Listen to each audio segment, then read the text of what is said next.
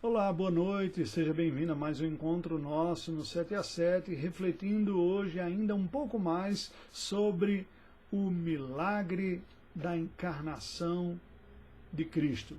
Um mistério tremendo, né? Nós chamamos de mistério da encarnação porque vai para além da nossa capacidade de compreender. Porém, a Escritura Sagrada nos apresenta elementos suficientes para que nós discernamos, completamos, contemplemos e compreendamos a singularidade de Jesus Cristo, o que o torna exclusivo como Redentor e como Salvador. Nós vimos ontem que Deus enviou o seu Filho Jesus Cristo para ser o nosso Redentor. E já iniciamos esta reflexão sobre por que Cristo se torna o único qualificado para ser o Redentor. Hoje nós vamos seguir com a pergunta de número 22, que traz de novo a questão que eu iniciei falando ontem, mas que o Catecismo aborda agora na pergunta de número 22, sobre o processo, né? A importância. Olha o que nos diz a pergunta de número 22. Como Cristo, sendo Filho de Deus, se fez homem? Como? Sendo ele o Deus Filho eterno, sendo divino, como ele se fez homem? Ele simplesmente se reveste de uma natureza humana, aparece na forma humana, mas isso seria legítima humanidade? Ou seria uma espécie de magia se assim o fizesse? Bem, não seria de fato o ser humano, mas apenas uma aparência de ser humano. Isso foi rejeitado pelos concílios iniciais da igreja como docetismo. Havia alguns que criam que Jesus tinha apenas uma aparência humana, mas não era humano verdadeiramente, uma vez que o ser humano é pecador. Pois bem, a Bíblia descreve isso de uma maneira diferente. Diz que ele se revestiu da nossa humanidade e foi tentado em todas as coisas, porém sem pecado. Porque pecado não é algo essencial ao ser humano. O pecado é uma deturpação, uma anomalia que alterou a constituição humana devido ao pecado original. Mas nós não fomos transformados em uma outra espécie. Nós continuamos sendo humanos. É tanto que a esperança nossa e a certeza cristã é que este mal que entrou na nossa espécie, o pecado, será arrancado de nós com a glorificação e voltaremos a ser tão somente humanos sem pecado. Pois bem, como foi Jesus? Ele foi verdadeiramente humano. Não é apenas apareceu o ser humano, não ele se transformou em um ser humano como quem está experimentando algo. Isso não seria legitimamente humano. Ele foi concebido como humano. Jesus, o Filho de Maria, assim o foi. Olha como o Catecismo explica isso. A resposta: Cristo, o Filho de Deus, ou seja, a segunda pessoa da Trindade, o Deus Filho, por toda a eternidade divino, fez-se homem tomando o verdadeiro corpo e uma alma racional. Ele toma para si. Ele assimila um corpo humano pela concepção miraculosa que o Espírito Santo procede no ventre de Maria. Veja que o Senhor Jesus não aparenta ser humano. Ele não faz uma espécie de magia, como mitologias orientais, hindus e tantas outras colocam, de divindades assumindo forma humana, copulando com os seres humanos. Isso é mitologia. Não ocorreu isso. O que ocorreu foi uma assimilação da natureza humana por uma fecundação miraculosa.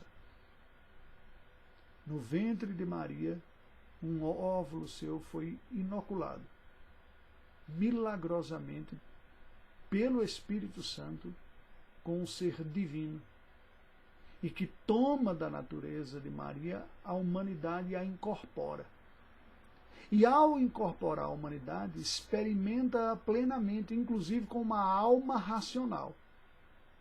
O Senhor Jesus, ao tornar-se humano, experimenta os processos cognitivos e o desenvolvimento de sua alma como um ser humano. Por isso que a Bíblia diz que ele crescia em sabedoria, estatura e graça diante de Deus e diante dos homens.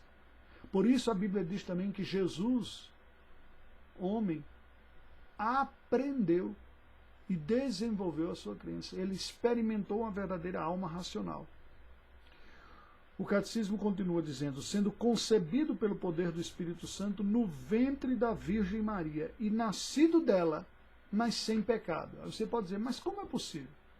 Se Davi diz, em pecado me concebeu minha mãe. Ora, a concepção normal, a união de um espermatozoide com um óvulo, comunica ao resultado desse uma humanidade conforme a sua paternidade. Pai e mãe pecadores geram filhos humanos pecadores. Porém, Maria apenas, e não no intercurso sexual com um ser humano, empresta para o Senhor Jesus apenas a natureza humana, ou cede a natureza humana. É a presença do ser divino nessa natureza humana, gerado pelo Espírito Santo, garantidor de que este humano fruto dessa concepção miraculosa é sem pecado. Preste atenção que isso é importante. O não pecado de Jesus não vem de uma imaculada concepção de Maria. Porque senão você teria que voltar ad infinito em uma série de uma linhagem sem pecados que não há nenhuma razão lógica nem bíblica para que nós entendamos. O que ocorre é que a humanidade, pura humanidade, tão somente humanidade, é tomada de Maria. A divindade vem da segunda pessoa da divindade e a união que gerou a concepção de Cristo Jesus, miraculosa e misteriosa, produziu um ser humano, também divino. A condição divina desse ser humano o impede de ser pecaminoso, barra e trava. A fonte do não pecado em Jesus não está na mãe, mas está no Pai. Porque a Bíblia diz que todos pecaram. Isso inclui a sua própria genitora, que olha para o seu próprio ventre e vê no fruto do seu ventre o seu próprio Redentor. É desta forma que nós olhamos para Jesus Cristo como nosso verdadeiro Salvador. Ele que habitou entre nós como ser humano, diz o texto, cheio de graça e de verdade. Hebreus 2,14 nos diz, visto pois que os filhos têm participação comum da carne e do sangue, destes também ele participou, para que por sua morte destruísse aquele que tem o poder da morte, a saber, o diabo. O Senhor Jesus teve uma verdadeira alma mortal, alma humana, melhor dizendo, né? Ao ponto dele dizer, a minha alma está profundamente triste até a morte, ficai aqui e vigiai comigo. O anjo disse para Maria, eis que conceberás e darás à luz um filho, a quem chamarás pelo nome de Jesus. É esse Jesus que nós servimos e adoramos. E, por fim, Hebreus 4,15, nós lemos, porque não temos sumo sacerdote que não se compadeça das nossas fraquezas, antes foi ele tentado em todas as coisas a nossa semelhança, mas sem pecado. Um humano divino sem pecado. Oremos ao Senhor. Ó Deus, te louvamos pelo teu Filho Jesus Cristo, nosso Redentor. Mediador perfeito, Redentor perfeito. Te louvamos porque dele necessitamos e ele é suficiente para a nossa redenção. Ajuda-nos a segui-lo todos os dias de nossa vida, até o encontro contigo para todo sempre. Amém. Até amanhã.